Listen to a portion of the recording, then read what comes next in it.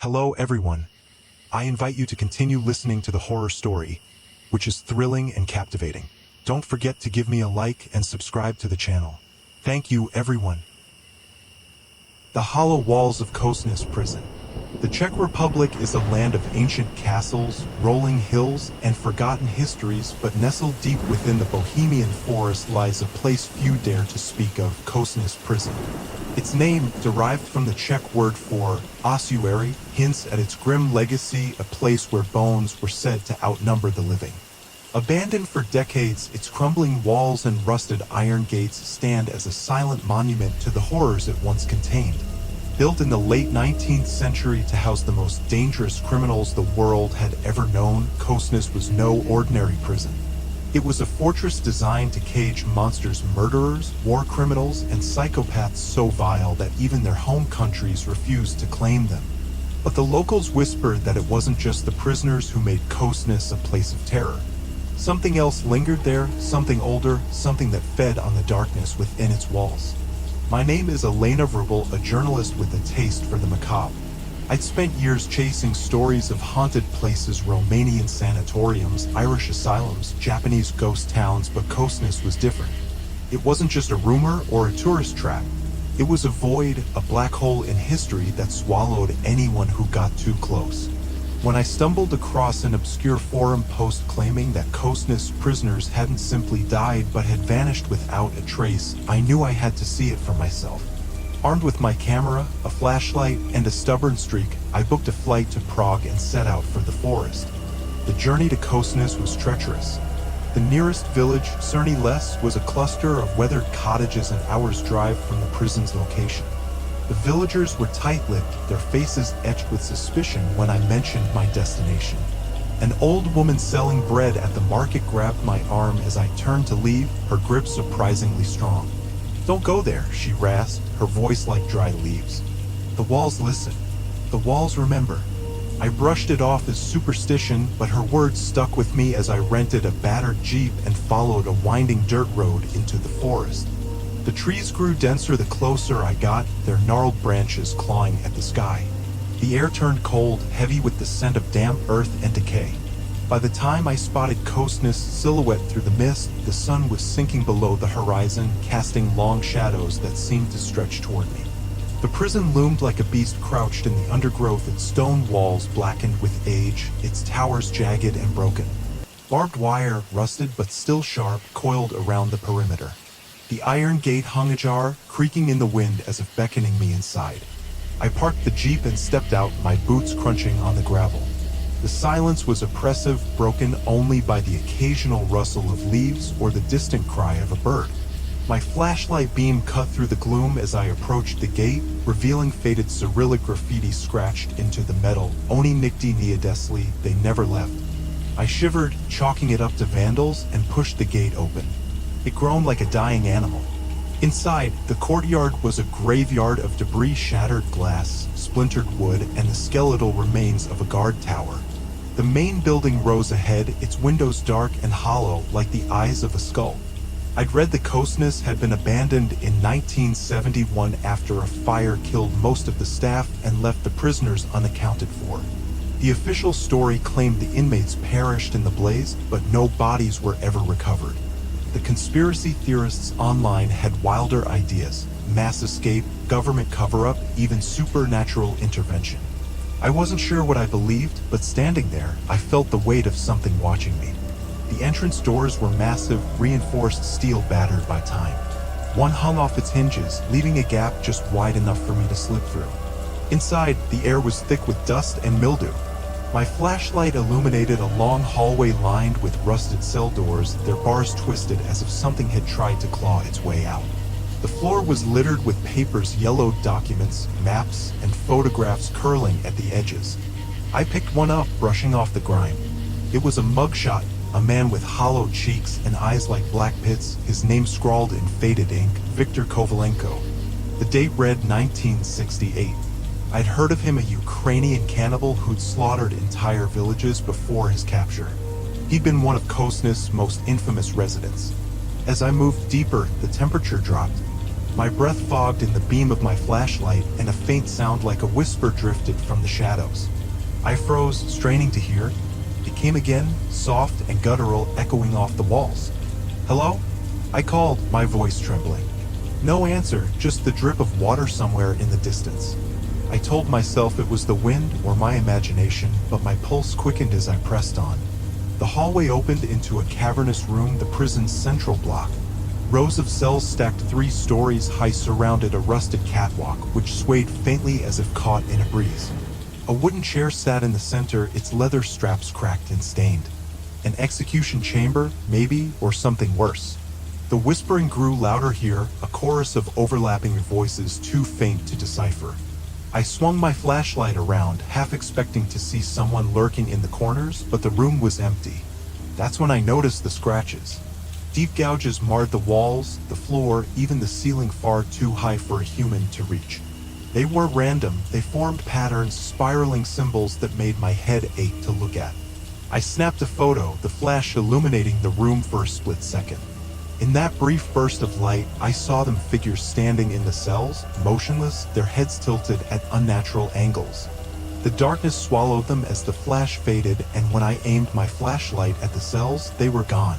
My heart hammered in my chest. "It's just exhaustion," I muttered, trying to steady myself. I'd been traveling all day, running on adrenaline and coffee. Hallucinations weren't out of the question. Still, I couldn't shake the feeling that I wasn't alone. I decided to explore one more area, the basement, where the worst offenders were supposedly kept in solitary confinement, then leave. I wasn't here to die for a story.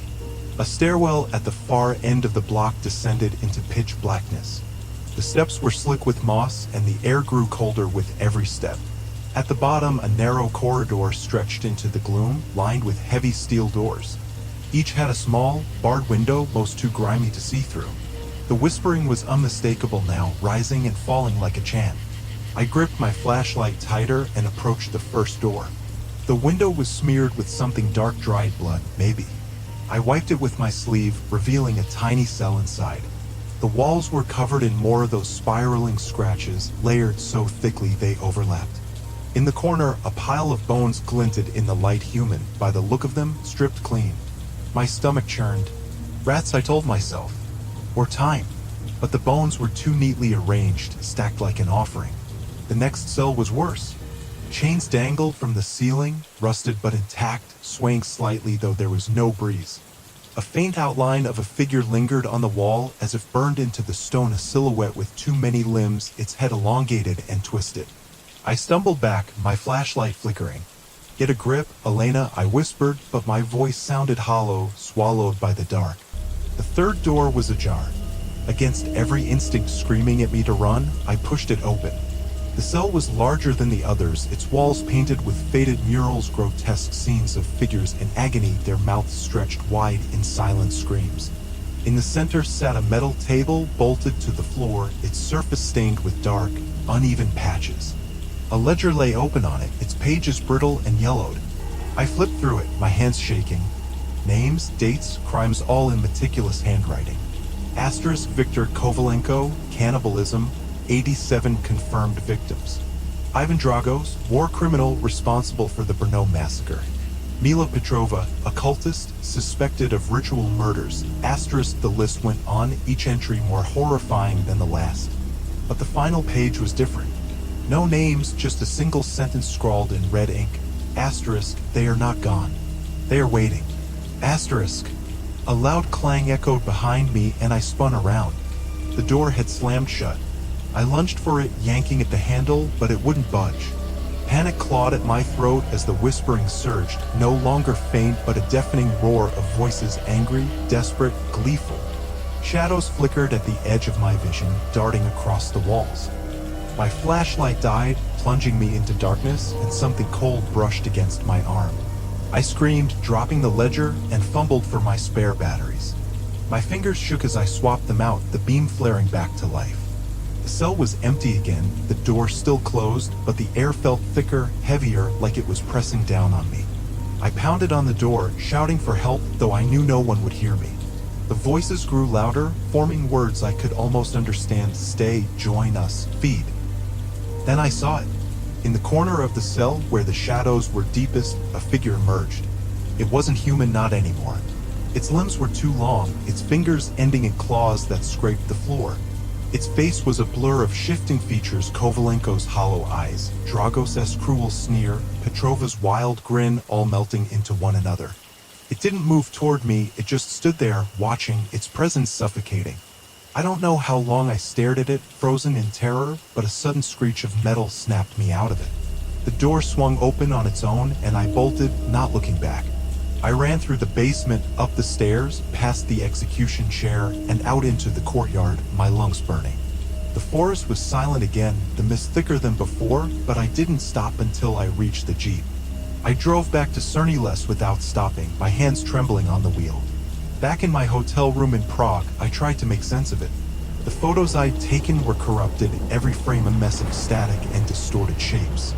My notes were intact, but the ledger's final words haunted me, asterisk, they are waiting. Asterisk, I couldn't sleep that night or the next. Every time I closed my eyes, I saw that thing in the cell, its faces shifting, its claws reaching.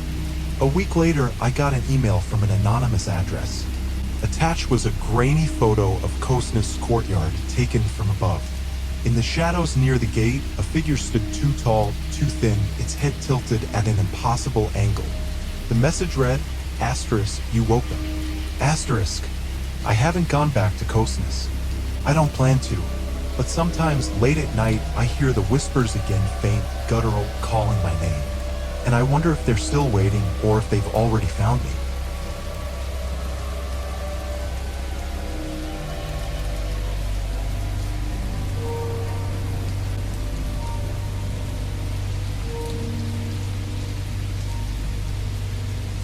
A scarier story, the Maw of Kosness. In the shadowed heart of the Bohemian forest, where the trees twist into shapes no wind could carve, stands Kosness prison, a relic of cruelty and despair. Its name, whispered only in dread by the villagers of Cerniless, means ossuary, evoking the piles of bones rumored to lie beneath its foundations. Built in 1883, it was no mere jail but a vault for the world's most depraved souls killers, torturers, and madmen whose crimes defied human comprehension. The Czech government sealed it shut in 1971 after a fire consumed the guards and left the prisoners' fates a mystery. No bodies were found, no survivors accounted for. The official report called it an accident. The locals called it a cleansing that failed. I'm Lucas Merrick, a paranormal investigator with a reputation for chasing the unexplainable. I'd spent years in haunted battlefields and cursed catacombs, but Kosness was a siren song I couldn't resist. A contact in Prague, a jittery ex-archivist named Jan, had slipped me a classified file, blueprints of the prison, stained with cryptic notes about a lower level not shown on any public record. The file mentioned containment protocols and anomalous activity predating the fire by decades. Jan refused to say more, muttering only, "It's not empty." It never was. I packed my gear, EMF meter, thermal camera, voice recorder, and drove into the forest, chasing the truth. The road to Kosness was a scar through the wilderness, overgrown and treacherous. The closer I got, the more the world seemed to recoil. Birds fell silent, the sky dimmed under a shroud of gray. When the prison emerged from the mist, it was a monolith of decay, walls slick with black moss, towers leaning like broken teeth, and a gate of rusted iron that sagged open as if vomiting its secrets. The air reeked of rot, not just from the earth, but from something deeper, something alive. I stepped into the courtyard, my boots sinking into mud littered with shards of glass and bone. The wind carried a low moan, too steady to be natural. My EMF meter spiked, its needle dancing wildly, though I saw no wires or power sources. The main building loomed ahead, its entrance a gaping maw framed by steel doors, one blasted off its hinges. Scratched into the frame were words in jagged Czech, "Neopustej nas, do not abandon us." I swallowed hard and crossed the threshold. Inside, the air was a soup of dust and damp clinging to my lungs. My flashlight carved a tunnel through the dark, revealing a corridor of cell doors, some bent outward, others clawed as if by beasts. The walls wept with condensation, streaking rust and something darker, like blood long drying. I switched on my voice recorder and whispered, "Kosness Prison, March 4th, 2025. Initial entry. The device crackled, then played back my words in a distorted snarl, layered with a faint, guttural chant. I stopped, my skin prickling. The sound wasn't mine.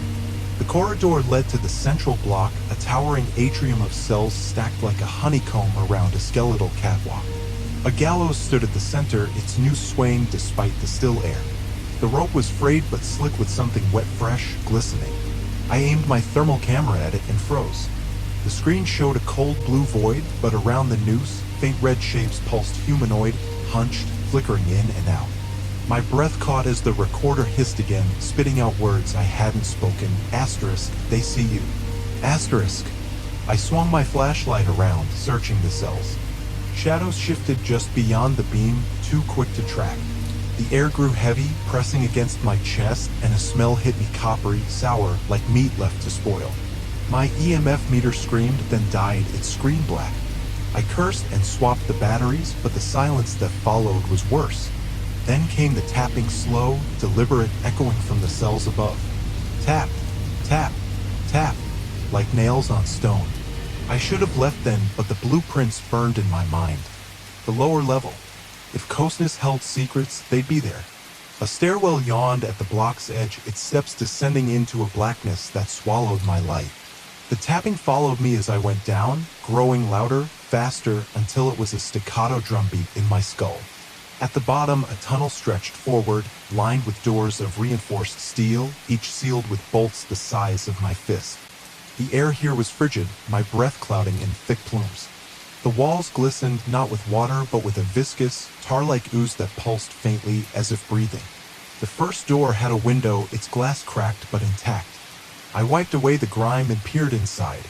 The cell was a slaughterhouse wall smeared with handprints, floor littered with gnawed bones, some still clinging to scraps of flesh. A single word was carved into the stone, deep and jagged, plaid, hunger. My stomach twisted as the tapping stopped, replaced by a wet, sucking sound, like lips smacking over a meal. It came from behind the door. I stumbled to the next cell, my flashlight trembling. Its door was ajar, leaking a stench so vile I gagged. Sulfur and decay mingled with something sweet, like rotting fruit. Inside, chains hung from the ceiling, their hooks crusted with dried gore. The walls bore no scratches, but faces, hundreds of them, etched into the stone, their eyes hollow, their mouths gaping in silent howls. As my light swept over them, they seemed to shift, their expressions twisting from agony to rage. I backed away, my boot catching on something soft. I looked down a human finger, severed and bloated, its nail black and curled. Panic clawed at me, but I pressed on, drawn to a final door at the tunnel's end. It was different, massive, double-locked, its surface etched with symbols I didn't recognize, spiraling and jagged like the ones from the blueprints. A rusted plaque read, asterisk, sublevel containment, subject 0. Asterisk. My hands shook as I forced the bolts open, the metal screeching in protest. The door swung inward, revealing a chamber vast and circular, its ceiling lost in shadow. The floor sloped downward to a pit, and the walls, God, the walls were alive. They writhed with tendrils of that black ooze, thick and ropey, stretching toward the pit like veins feeding a heart. The pit itself was an abyss, its edges crusted with claw marks, its depths emitting a low, rhythmic thrum. My thermal camera caught nothing but cold, yet the air burned with a heat I couldn't explain. I edged closer, my recorder humming as it picked up a voice not mine, not human, a guttural rasp chanting in a language older than words. Then I saw it. Rising from the pit, slow and deliberate, was a shape. It was no single being, but a massive, grotesque amalgamation of flesh and bone, faces and limbs fused into a writhing whole. Eyes bulged from its surface, some blind, some staring, all weeping a thick, inky fluid. Mouths gaped and snapped, teeth jagged and mismatched, drooling that same tar-like ooze. It was every prisoner Cosness had ever held, melded into one abomination. Kovalenko's skeletal grin, Dragos' scarred brow, Petrova's wild hair, all screaming, laughing, hungering as one. I staggered back, my scream swallowed by the chamber's echo. The thing didn't lunge, it pulsed, its tendrils snaking across the floor, tasting the air. My flashlight caught a glint, something metal embedded in its mass. A guard's badge, bent and tarnished, the name Yannick still legible. The fire hadn't killed them. It had birthed this. The recorder exploded in static, blasting a single phrase, asterisk, feed us. Asterisk, the tendrils surged, wrapping around my ankle with a wet, searing grip. I yanked free, skin blistering, and ran, the chamber shuddering as the thing roared a sound that split my eardrums and shook my bones. The tunnel blurred past me, the faces on the walls now grinning, their eyes bleeding black. I tripped up the stairs, my gear clattering behind me, and burst into the central block. The gallows rope snapped taut, the noose tightening as if claiming an invisible neck. I didn't stop until I reached the Jeep, the forest alive with shrieks, not wind, not animals, but them. The engine roared to life, and I sped back to Cerny Less, the rearview mirror showing nothing but mist. In Prague, I locked myself in my apartment, the memory of that pit gnawing at me. My footage was gone, wiped clean, replaced with hours of static and that chanting voice. My ankle bore a scar, a spiral burn that wept black when I touched it. Days later, I woke to tapping at my window. Outside, in the dark, a figure stood too tall, too thin, its face a shifting mask of the prisoner's leers. It didn't move, just tapped, slow and deliberate, until dawn. I haven't slept since. The burn on my ankle grows, spreading up my leg, and last night, I caught my reflection. My eyes, briefly, weren't mine. Closeness isn't abandoned. It's awake, and it's hungry.